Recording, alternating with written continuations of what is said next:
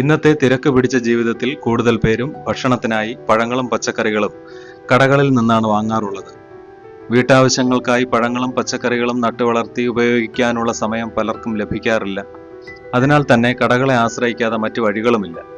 ഇത്തരത്തിൽ കടകളിൽ നിന്ന് പഴങ്ങളും പച്ചക്കറികളും വാങ്ങുമ്പോൾ അതിൽ സ്റ്റിക്കർ ഒട്ടിച്ചിരിക്കുന്നത് ചിലരെങ്കിലും ശ്രദ്ധിച്ചിട്ടുണ്ടാകും.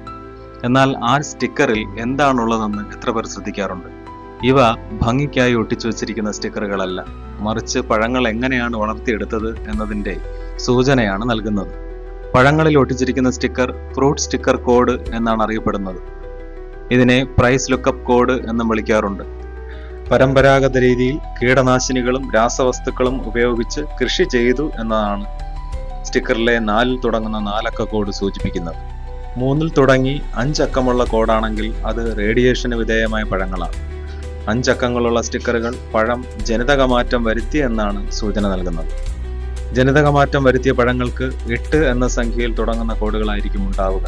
9 തുടങ്ങുന്ന 5 അക്ക കോഡുകളുള്ള പഴങ്ങൾ ജൈവ രീതിയിൽ വളർത്തിയതാണെന്നാണ് സൂചിപ്പിക്കുന്നത്. 6 തുടങ്ങി 4 അക്കമുള്ള കോഡ് നൽകുന്നത് മുറിച്ചു വച്ചിരിക്കുന്ന പഴങ്ങൾക്കാണ്. പഴത്തിന്റെ പുറം തൊലിയിലെ കറുത്ത പാടുകളും രാസവസ്തുക്കൾ ഉപയോഗിച്ചതിന്റെ സൂചനയാണ്. അതിനാൽ തന്നെ മേൽപ്പറഞ്ഞ കാര്യങ്ങളെല്ലാം മനസ്സിലാക്കി പഴങ്ങൾ തിരഞ്ഞെടുക്കുക.